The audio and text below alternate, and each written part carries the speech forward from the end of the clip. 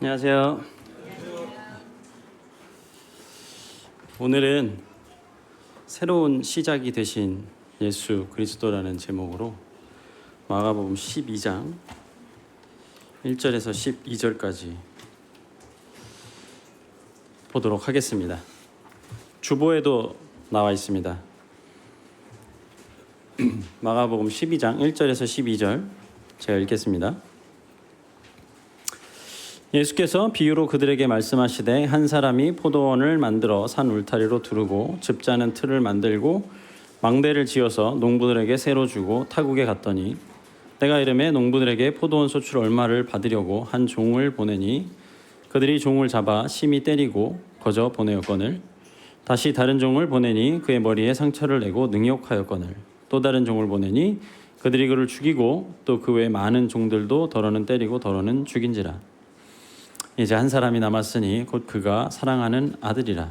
최후로 이를 보내며 이르되 내 아들은 존대하리라 하였더니 그 농부들이 서로 말하되 이는 상속자니 자 죽이자. 그러면 그 유산이 우리 것이 되리라 하고 이에 잡아 죽여 포도원 밖에 내 던졌느니라. 포도원 주인이 어떻게 하겠느냐. 와서 그 농부들을 진멸하고 포도원을 다른 사람들에게 주리라. 너희가 성경에 건축자들이 버린 돌이 모퉁이의 머릿돌이 되었나니 이것은 주로 말미암아 된 것이요 우리 눈에 놀랍도다 함을 읽어보지도 못하였느냐 하시니라. 그들이 예수의 이 비유가 자기들을 가리켜 말씀하심인 줄 알고 잡고자 하되 무리를 두려워하여 예수를 두고 가니라. 네, 저희들이 잘 알고 있는 포도원 농부의 비유입니다. 포도원 농부들이 좀 악하죠. 그래서 먼저 사악한 포도원 농부들 이렇게 우리가 기억하고 있는데 사실 이 말씀을 성경을 처음 보시거나 구원받은 지 얼마 안 되신 분들 그리고 한 번도 이 말씀에 대해서 이 공부를 해보지 않으신 분들은 사실 이해하기 어렵습니다. 도대체 무슨 이야기일까? 제가 이제 풀어서 설명을 해드리겠습니다. 여기 포도원이 있죠. 포도원이 있고 그 포도원 주인이 있습니다. 한 사람이라고 나오죠. 포도원을 만든 이 포도원을 만드신 이 한 사람은 하나님이십니다. 그 포도원은 이스라엘을 상징합니다. 그럼 이제 농부들이 나오죠. 포도원을 관리하고 있는 그래서 이스라엘의 지도자들. 그러니까 지금의 이 상황에서 보면 대제사장들과 서기관들과 또 장로들 이렇게 되겠습니다. 그 이제 종을 보내죠. 주인이 구약의 선지자들을 의미하고 있습니다. 마지막 아들입니다. 누굴까요? 예수님을 상징하고 있습니다. 그러면 이제 이 내용이 무슨 내용인지 이해가 됩니다. 그리고 이제 이렇게 우리가 해석을 할 때 그렇게 큰 부담이 없어요. 그리고 그 내용이 사실 우리가 알고 있는 성경을 읽어왔던 내용과 일치하기 때문에 받아들이는 데에도 어려움이 없습니다. 그리고 예수님이 할 법한 이야기이기도 하고요. 근데 최소한 우리가 이런 질문은 던져볼 수 있죠. 왜 포도원이 이스라엘이어야 되지? 이런 질문은 던져볼 수가 있고 그리고 또 신기하게도 이 비유의 말씀을 들은 사람들이 12절에 보면 나오잖아요. 자기들을 가리켜 말씀하신 줄 또 알았어요. 어떻게 알았을까? 이런 것들을 생각해 볼 수도 있고 혹시 다르게 해석해 볼 수는 없을까? 이런 생각들을 우리가 해볼 수가 있습니다.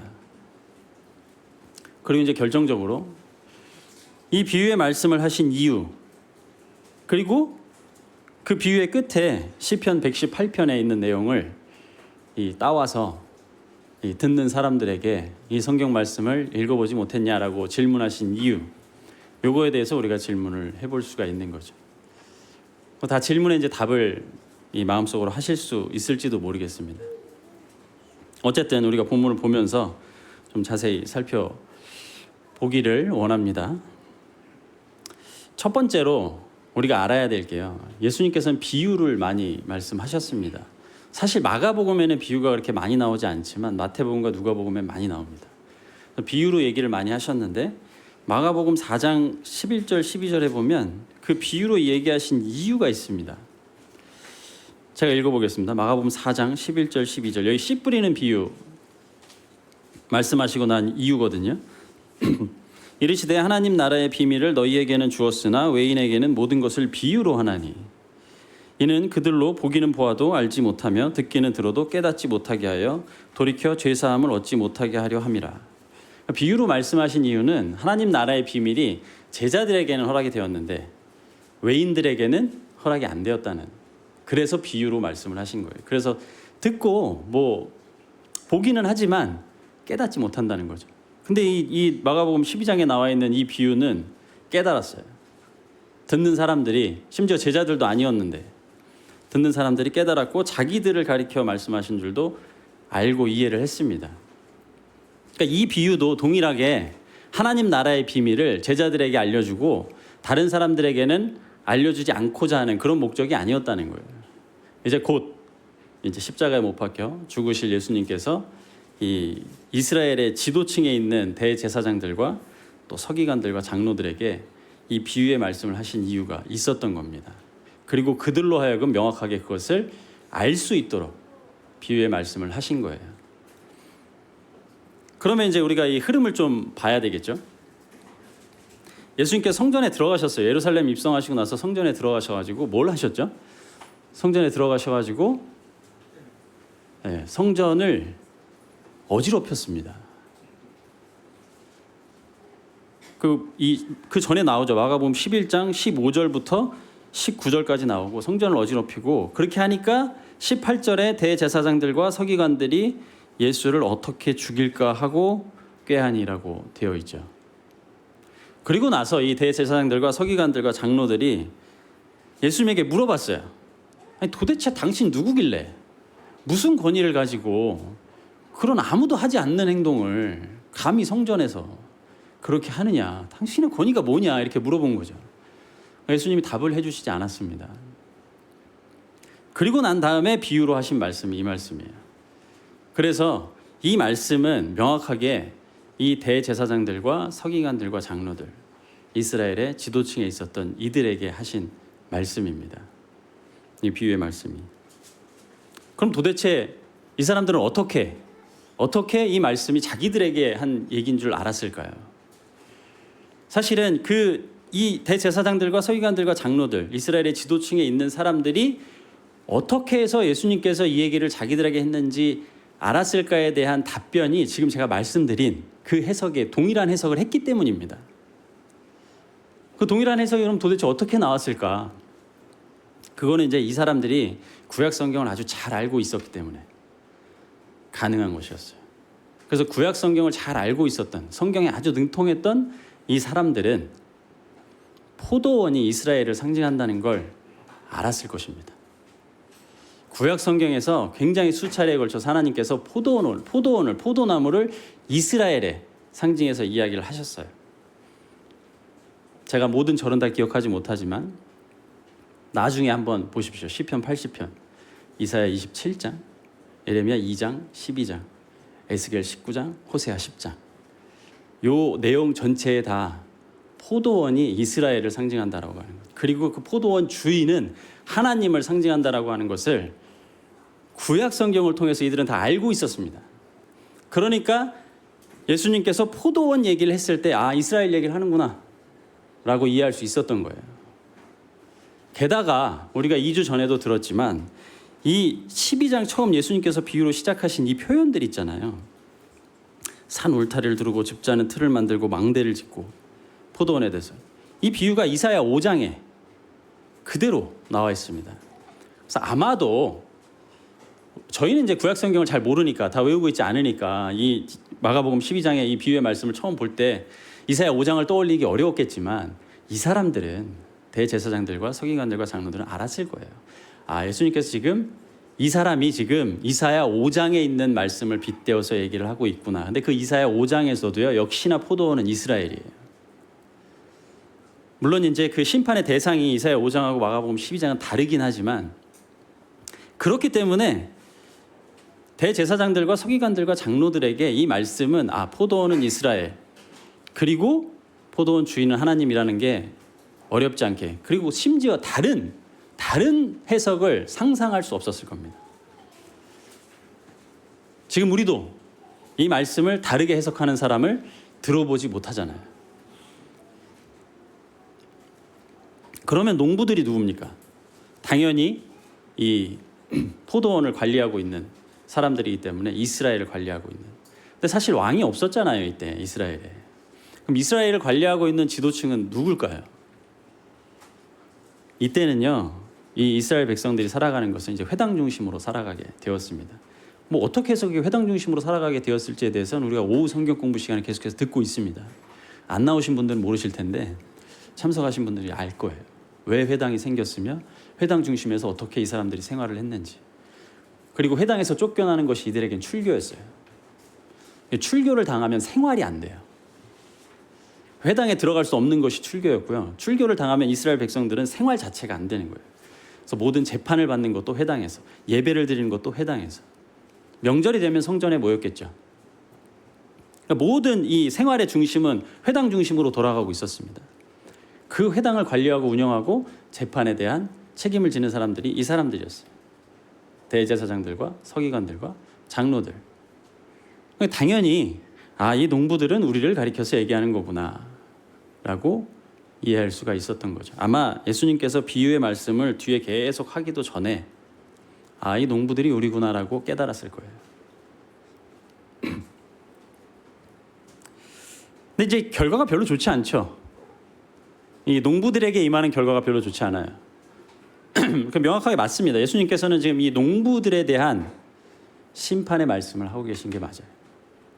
이스라엘 지도층에 있는 사람들에 대한 심판의 말씀을 하고 계신 게 맞습니다. 그래서 하나님께서는 이 소출을 받기 위해서 이 종들을 보내셨어요. 포도원에게. 첫 번째 종이 가죠. 맞고 돌아옵니다. 두 번째 종이 가서는 머리에 상처를 맞고 능욕을 당해요. 세 번째 종은 살아서 돌아오지 못합니다. 구약의 선지자들을 얘기하는구나. 이 사람들 깨달았을 거예요. 왜냐하면 구약의 지도층에 있는, 이스라엘 지도층에 있는 사람들이 선지자들을 많이 힘들게 했거든요. 그리고 선지자들이 많이 죽었습니다. 성경 말씀에도 죽은 선지자들이 나오지만 성경 외적인 그 자료들을 보게 되면 정말 우리가 잘 알고 있는 선지자들이 많이 죽임을 당했어요.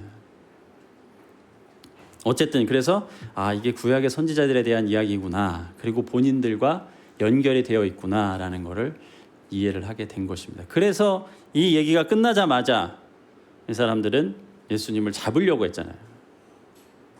근데 이제 상황을 생각을 해보겠습니다. 예수님께서 예루살렘 들어가셨어요. 들어가실 때 이스라엘 백성들이 뭐라고 외쳤죠? 네, 호산나라고 외칩니다. 이제 우리에게 구원의 길이 열리겠구나. 이 기대를 가지고 이제 우리에게도 진정한 왕이 드디어 예루살렘으로 오셨구나. 이 상황이에요.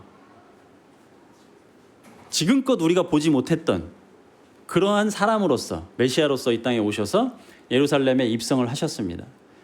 그러면 이 백성들, 이스라엘 백성들에게는 이제 이 회당의 지도층들이 아니라, 산헤드린의 지도층들이 아니라 예수님을 보게 되는 거죠. 이분이구나. 이분이 우리의 왕이 되실 분이구나. 예수님을 보게 됩니다. 그러니까 이 이스라엘 백성들은 둘 중에 하나를 택해야 되는 거예요.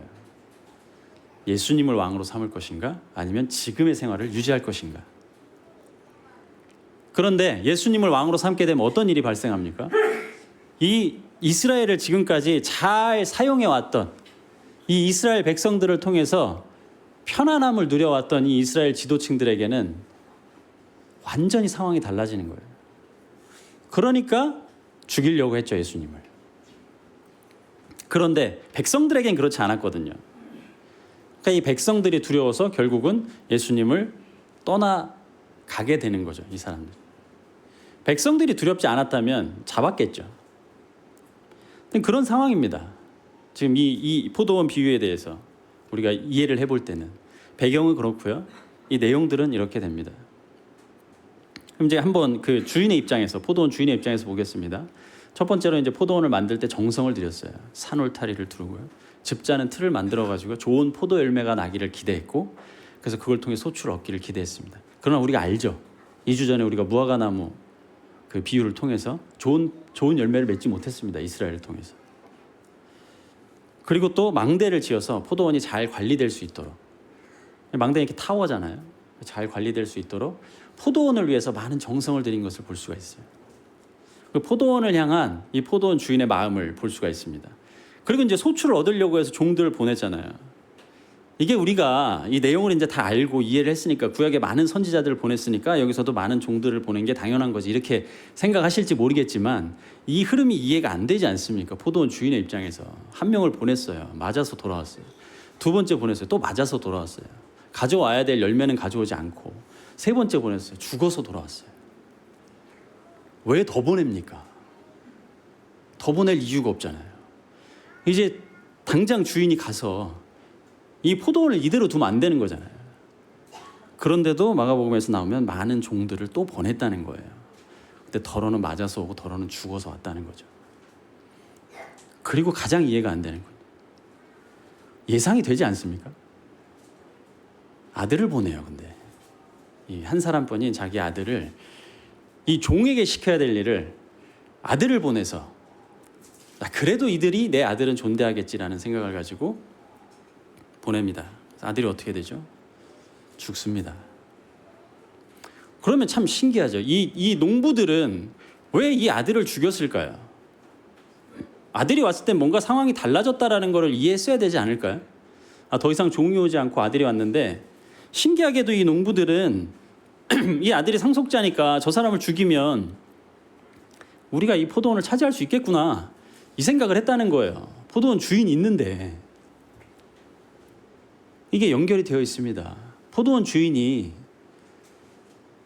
정말 멀쩡한 사람이라면 예상이 되는데 아들을 보냈겠냐고요. 그러니까 이 농부들 입장에서는요, 포도원 주인이 죽었을 것이다라고 생각하는 거예요. 그러니까 아들이 직접 온 것이다. 아들만 죽이면 이 포도원이 우리 것이 될 것이다, 이 생각을 하는 게 자연스러웠을 것입니다. 뭐가 어찌됐든, 이유가 어찌됐든 지금 포도원 주인에게 무슨 일이 생겼다라고 예상을 해볼 만한 거예요. 농부들 입장에서는 그렇겠죠. 아들을 보내봤자 결과가 뻔한데 그 아들을 보냈으니, 아들이 떡하니 오니까 이 농부들에겐 저 사람이 이제 마지막 사람이야, 저 사람만 죽이면 돼, 이렇게 된 거죠. 이 농부들에게는요, 이 포도원을 차지할 생각밖에 없었습니다. 이 포도원 주인에 대한 두려움 따윈 존재하지 않았어요. 이 아들만 죽이면 포도원은 우리 거야, 이 욕심에 가득 차 있었던 거예요. 이 의도가 너무나 분명했던 것이, 그러니까 그 수많은 종들을 때리고 죽이고 한 것이죠. 게다가 이 아들을 죽여서 어떻게 했습니까? 포도원 밖에 던져버렸어요. 시체에 대한 예의도 전혀 갖추고 있지 않은 정말 사악한 사람들이, 진짜 사악한 사람들이, 지금 오늘날 우리가 이 세상에서 보기 정말 힘든 종류의 사악한 사람이에요. 주인과 계약을 했을 거 아닙니까? 계약을 무시한 것도 모자라서 살인을 저지르고 아들까지 죽이고, 이게 마음속에 이 포도원에 대한 이 욕심 말고는 들어있는 게 없었어요. 그러면 당연한 거 아닙니까? 이 포도원 주인이, 살아있는 포도원 주인이 왔을 때 이 농부들을 죽여 마땅한 것 아닙니까? 우리도 지금 그렇게 생각합니다. 이때 당시에 들었던 사람들도요, 다 이렇게 생각을 했을 거예요. 포도원 주인이 왔을 때 어떻게 하겠냐? 지금 예수님께서 대답을 하시죠. 마태복음에 보면, 제 기억에 마태복음인데, 마태복음에 보면 사람들이 대답합니다. 죽여야 된다. 그리고 포도원을 다른 사람들에게 내버려 두게, 이런 이야기로 이제 결말을 짓습니다. 그런데 왜 예수님께서 농부들에 대한 심판의 이야기로 끝나지 않고 시편 118편을 추가로 이어서 하셨을까요? 건축자들이 버린 돌이 모퉁이의 머릿돌이 되었나니라고 하는 이 내용, 그러니까 건축자들과 돌, 이것이 아들과 농부, 이 관계와 연관이 되어 있는 것입니다. 그러니까 이 이스라엘 백성들을 대표하는 지도층의 사람들은 결국 예수님을 죽일 것입니다. 이 건축자들은 이 돌을 버렸어요. 근데 그게 끝이 아니라는 거예요. 그게 끝이 아니고 새로운 시작이 나타나게 될 것이라는 거죠. 모퉁이의 머릿돌이 된다라고 하는 새로운 시작이 있을 것이라는 걸 이야기하신 것입니다. 새로운 시작이 있게 되면 이 농부들은 정말 어떻게 될까요? 심판을 받아야죠. 이 새로운 시작은 지금 이 마가복음 12장 이 내용 안에서만 보더라도 우리가 예상을 할 수가 있습니다. 성경을 다 봤습니까? 예수 그리스도께서는요, 십자가에 못 박혀 죽으실 것이지만 앞으로 며칠 뒤에 그게 끝이 아니라는 거예요. 그 뒤에 부활하실 것이고요. 그리고 새로운 시작이 모퉁이의 머릿돌이 되실 거라는 거죠. 이 건물에서 가장 중요한 돌이 되실 거라는 거예요. 이 모퉁이의 머릿돌이 된다는 것은. 건물에 이렇게 있지 않습니까? 이 모퉁이의 머릿돌. 머릿돌이면 가장 밑에 기반이 되는 돌이잖아요. 이 머릿돌이 없으면 이 건물이 지어질 수가 없잖아요. 벽과 벽을 이어주는 모퉁이의 머릿돌이 되셔야 되니까요. 그리고 이것을 우리가 에베소서 2장에서 이 모퉁이의 머릿돌이 하는 역할이 무엇인지를 보게 됩니다. 그것이 뭐냐면 유대인과 이방인을 하나로 묶어주는 교회. 새로운 시작이 되는 거예요. 예수님께서는요, 여기서 농부들에 대한 심판으로 마무리하지 않고요, 그 심판이 앞으로 오겠지만 그러나 새로운 시작이 앞으로 있게 될 것이다 라는 걸 이야기를 하십니다. 그리고 이어서 이것은 주로 말미암아 된 것이 하나님으로 말미암아 된 것이라는 것을 설명을 해준 것입니다. 당시에 이 예수님의 비유를 듣는 모든 사람들이, 이 지도층의 사람들을 포함해서 모든 사람들이 이게 어떤 의미일까라고 생각을 어떻게 했을지는 모르겠지만 대부분의, 그러니까 성경을 읽었던, 구약 성경을 읽었던 사람들은 시편 118편을 메시아 시편으로 알고 있습니다. 그리고 예수 그리스도를 지금 메시아로 인정을 하고 있어요. 우리에게 다시 오실 메시아가 이분이구나라고 이해를 하고 있었다고요. 근데 그분께서 지금 건축자들이 버린 돌이 모퉁이의 머릿돌이 된다라고 이야기를 하고 있고, 그렇다면 시편 118편의 그 메시아가 이 모퉁이의 머릿돌이 되는 것으로 이루어내시겠구나 라는 예상을 해볼 수가 있었던 거죠. 근데 그들의 생각과는 달랐죠. 근데 실제로 이걸 하셨습니다. 그래서 하나님의 나라가 새롭게 시작이 된 것이, 지금까지와는 다른, 이스라엘 백성들이 기대했던 것과도 다른 하나님의 나라가 새롭게 시작이 된 것입니다. 근데 그 새로운 시작에는 예수 그리스도가 새롭게 시작하셨기 때문에 부활하셔서 이제 교회라고 하는, 복음이라고 하는 구원의 놀라운 메시지를 예수 그리스도의 죽음과 부활로 인해서 완성시키셨기 때문에 이제 교회가 새롭게 시작이 된 것입니다. 그 새로운 시작이 되신 예수 그리스도예요. 우리 인생은 어떻습니까? 개인적으로 우리의 인생은요, 이 정도의 차이가 있을지 모르겠지만요, 예수 그리스도를 알기 전과 알고 난 후가 다릅니다. 우리가 이것을 그래서 거듭났다고 얘기하잖아요. 다시 태어났다고. 태어난 건 시작이에요. 새로운 시작이 된 것입니다. 왜냐하면 예수 그리스도의 죽음과 부활을 우리가 받아들였기 때문입니다. 그 복음의 메시지를 우리가 받아들였기 때문에 묵동교회는 새롭게 시작이 된 것입니다. 왜냐하면 모퉁이의 머릿돌이 되신 예수님이 계시기 때문이에요. 그래서 교회는 세상과 다르지 않습니까? 그래서 교회는 어린아이부터 연로하신 분들까지 다 함께 모여있지만 다 같이 하나님을 찬양하고 하나님의 사역을 할 수 있지 않습니까? 세상에선 불가능한 일입니다. 세상에선 위계가 있어야 되고 질서가 있어야 되고, 물론 교회에도 질서가 있죠. 그렇지만 그 질서의 머리는 누구십니까? 사람이 아니라는 거예요. 그렇기 때문에 교회가 새롭게 시작을 해서 그 길을 갈 수가 있는 것입니다. 그 길을 얼마 동안 왔습니까? 2000년 동안 온 거죠. 새롭게 시작이 된 그 길을, 이 새로운 시작이 되신 예수 그리스도라는 이 제목이 오늘 주보를 보셨을 때 성도님들의 어떤 느낌이었는지는 모르겠지만 어쨌든 우리의 삶은 새롭게 시작이 된 것이, 그리고 그 길을 살아가고 있습니다. 어떤 분들은 한 50년 사신 분들도 있고, 어떤 분들은 좀 더 짧게 사신 분들도 있습니다. 이전과는 완전히 다르다는 거예요. 그게 예수님께서 이 포도원 농부의 비유를 통해서 하시고자 하는 핵심적인 메시지라고 저는 믿습니다. 농부들에 대한 심판의 메시지가 있지만 이것과 함께 예수 그리스도께서 이제 곧 모퉁이의 머릿돌이 되실 것이다. 그 이야기를 함께 전달을 해주고 있는 것입니다. 뒤의 흐름을 우리가 알고 있죠. 결국 건축자들은 돌을 버렸습니다. 농부들은 아들을 죽여요. 그리고 이 농부들과 건축자들에겐 무엇이 기다리고 있습니까?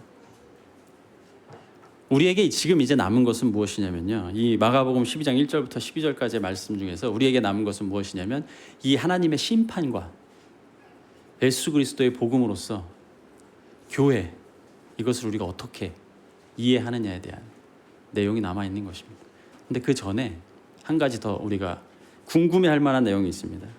지금 제가 여기서 다 어떤 것을 상징하는지 말씀을 드렸는데 한 가지 말씀 안 드린 게 있습니다. 뭘까요? 이 포도원을 농부들을 다 죽였잖아요. 포도원 이스라엘을 다른 사람들에게 준다라고 하는 것이, 다른 사람들이 누구냐는 거죠.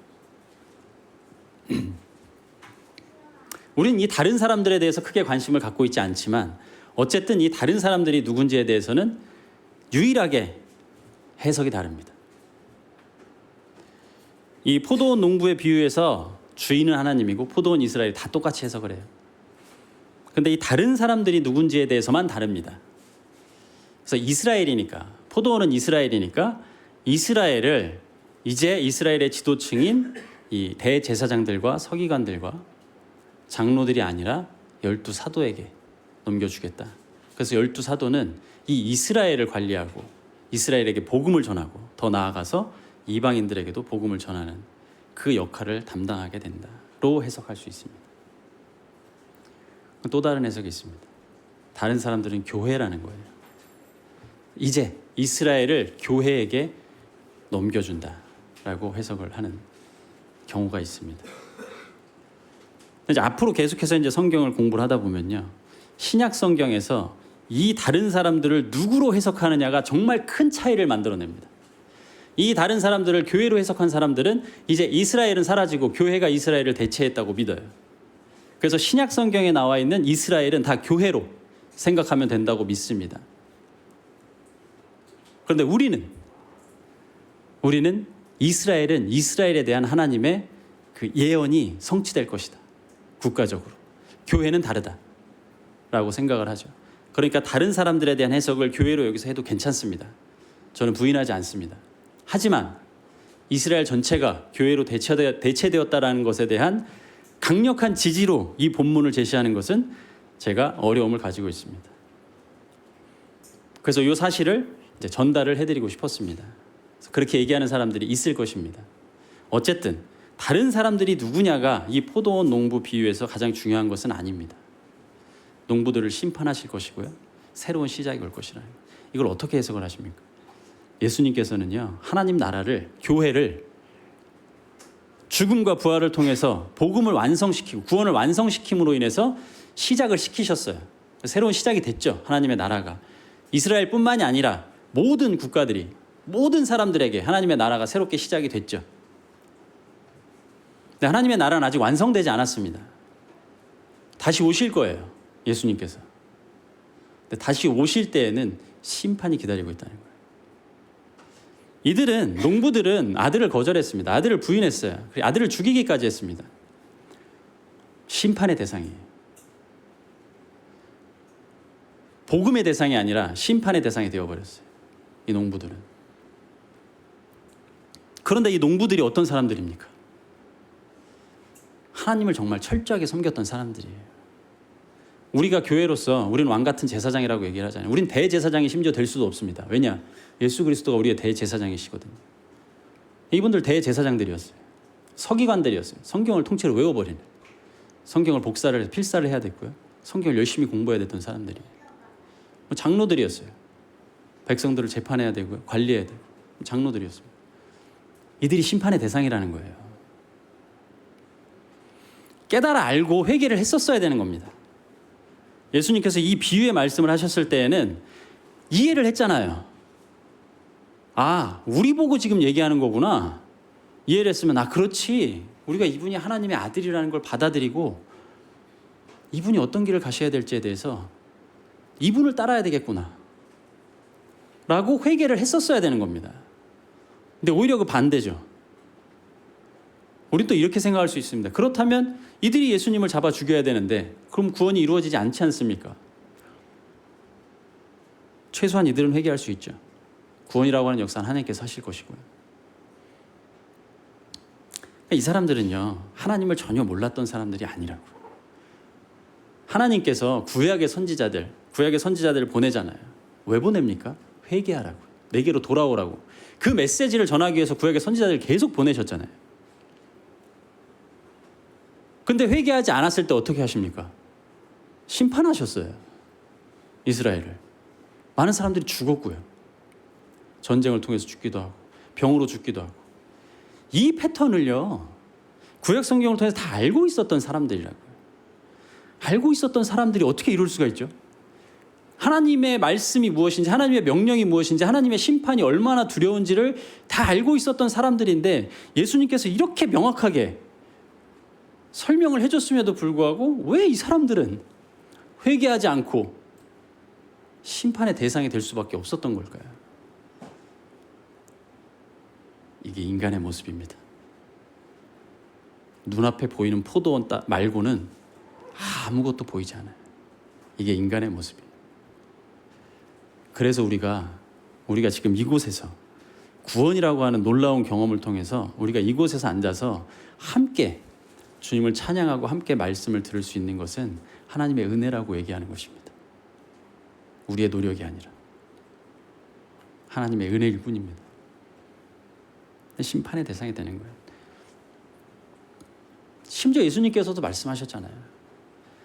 예수님을 아는 것이, 예수님이 가르치고자 하는 것이 무엇인지를 이해하는 것이 천국 가는 길이 아니라고요. 예수님께 주여라고 외치는 사람들이 천국 가는 것이 아니라고 예수님도 말씀하셨잖아요.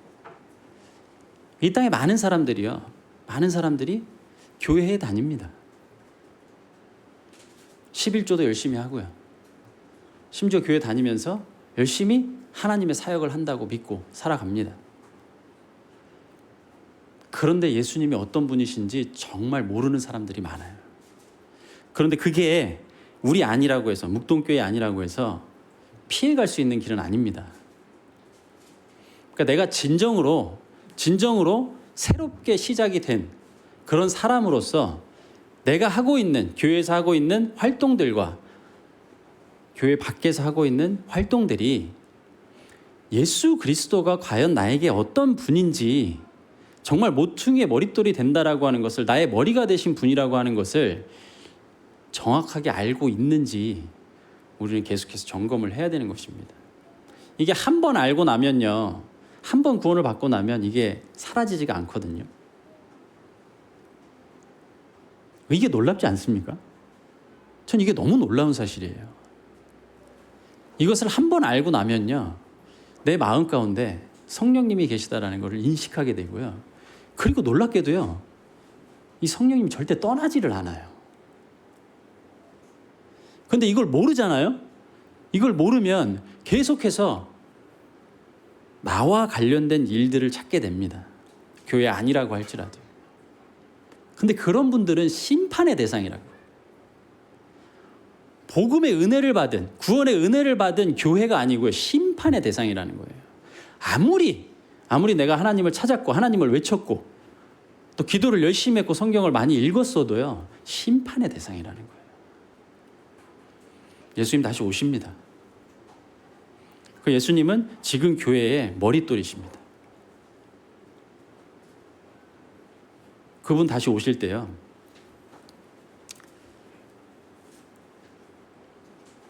울면서 일을 가는 그러한 일들이 생길 거예요. 우리 스스로가 심판의 대상이 아니라고 믿고 살아갑니다. 저도 그렇습니다. 그렇지만 정말 예수 그리스도께서, 우리의 새로운 시작이 되신 예수 그리스도께서 정말 우리의 머리이신지, 이것에 대해서는 생각을 해봐야 되는 거예요. 개인적인 관계로요, 하나님과 나와의 개인적인 관계가 굉장히 중요합니다. 저도 그것에 대해서 굉장히 신경을 많이 씁니다. 내가 개인적으로 하나님과 지금 좀 원만한 교제를 하고 있는 관계인지 이것에 대해 신경을 많이 씁니다. 하지만 예수 그리스도가 모퉁이의 머릿돌이 되신 그 건축물은 무엇입니까? 계속해서 함께 지어져 나가고 있는 이 건축물은 무엇입니까? 교회입니다. 개인적으로 하나님과 어떤 관계로 살아가는 것 중요합니다. 무엇을 위해서 중요하냐면 하나님의 나라를 위해서 중요합니다. 나를 위해서 중요한 것이 아니고 하나님의 나라를 위해서, 교회를 위해서 중요한 것입니다. 그러니까 내가 개인적으로 하나님과 좋은 관계에 있고 그리고 교회 열심히 다니고 말씀에 열심히 읽고 기도를 열심히 하고 좋습니다. 다. 근데 무엇을 위한 것이냐는 거죠. 머릿돌 대신 예수 그리스도가 다 우리 한 지체로서 한 몸이잖아요. 우리가 한 몸으로서 이 묵동교회를 함께 하라고, 그러기 위해서 그 나와 개인적으로 하나님 관계가 중요한 것이에요. 그것이 안 되면 교회에서 내가 은사를 발휘해서 지체로서 활동을 할 수가 없습니다. 내가 교회에서 은사를 발휘해 지체로서 활동을 할 수가 없게 되면요, 이 새롭게 시작된 하나님의 나라인 교회가 온전하지가 않아요. 왜냐하면 아무 의미 없는 지체는 없거든요. 이 교회를 그냥 왔다 갔다만 하는 그런 아무 의미 없는 지체는 없습니다. 누군가 한 지체가 은사에 따라서 하나님의 나라에서 역할을 하고 있지 않으면 다른 지체들이 힘들어져요. 그렇잖아요. 머리가 가려우면 손으로 긁어야 되잖아요. 손이 그것을 거절하면 머리가 힘들어지는, 가려운 부위가 힘들어지는 거예요. 이게 교회라고요. 이게 놀라운 신비입니다. 그런데 이 교회가 어떻게 시작됐냐? 예수 그리스도의 죽음과 부활로 시작이 되었다는 거예요. 그래서 결국 교회는요 예수 그리스도의 몸이기 때문에 결국 교회는 예수님이 다시 오시는 그 날까지 이 땅에서 계속해서 나아갈 것입니다. 아무리 약해 보이고 아무리 힘이 없어 보이고 아무리 연약해 보이는 교회라 할지라도요, 예수 그리스도의 몸이에요. 하나님의 성전입니다. 함께 지어져 가려고 노력을 하지 않는 지체들이 있다 할지라도요, 그 교회의 머리는 예수 그리스도이신 거죠. 그러니까 우리가 묵동교회로서 지금 이 같은 장소에서 모여서 저희가 함께 주일날 모여서 예배를 드리고 말씀을 듣잖아요. 이유가 있다는 거예요. 어떤 이유가 있냐고요? 내가 묵동교회에서 해야 될 일이 있는 거예요. 어떤 일일까요? 지체에게 도움이 되는 일인 거예요. 지체에게 도움이 되는 일은 누구의 지시를 받을까요? 예수 그리스도의 지시를 받는 것입니다. 근데 예수 그리스도의 지시를 받을 수 없을 만큼 힘들어하는 지체들이 있을 때, 그때 누가 도움을 주는 겁니까? 다른 지체들이 도움을 주는 거죠. 그러니까 교회를 떠나면 안 됩니다. 도움을 받을 수가 없어요. 이것이 교회예요. 교회를 떠나는 것에 있어서 굉장히 신중해야 될 필요가 있는 것입니다. 왜냐하면 예수 그리스도가 우리의 머리시기 때문에 그래요. 이 포도원 농부의 비유에서요, 이 포도원 농부들은요, 이 심판의 대상이 된 줄도 몰랐습니다. 세상에 많은 사람들은 그렇게 살아가고 있어요. 우리가 아무리 설명을 해줘도, 아무리 입에서 피가 나도록 얘기를 해줘도 그들은 하나님을 그냥 단순히 종교 중에 하나로 그렇게 받아들이잖아요. 그런데 우리가 우리의 머리 대신, 우리의 전부가 되신 예수 그리스도를 인정하고 받아들이고 교회로서 함께 모여서 저희들이 한 걸음 한 걸음을 나아가고 있는 이 과정들이 정말 세상과는 달라야 되지 않겠습니까? 똑같이 우리 자신의 유익을 추구하면서 다른 지체들의 도움만 받기를 원하면서 그렇게 나아가서는 안 된다는 거죠.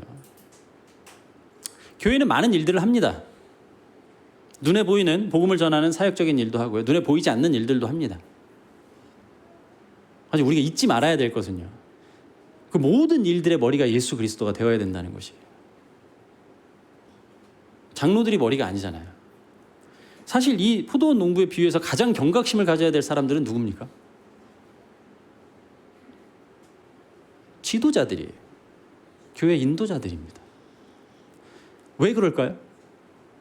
교회 인도자들이요, 가장 머리 대신 예수 그리스도를 잊어버리기 쉽습니다. 왜냐하면 성도들이 섬기기 때문이에요. 교회 인도자들은요, 마치 교회가 내 교회인 것처럼, 마치 교회의 모든 일들을 그들이 결정할 수 있는 것처럼 생각하기 너무 쉽습니다. 가장 경각심을 가지고 이 말씀을 무겁게 대해야 될 사람들은 교회 인도자들이에요. 장로들이라고요. 그러니까 우리는 이것을 같은 마음으로 받아서 새로운 시작이 되신 예수 그리스도가 우리에게 정말 새로운 시작으로서, 이 생활로서 교회적으로 함께 한 걸음 한 걸음 나아갈 수 있기를, 또 그럴 능력을 우리 가지고 있잖아요.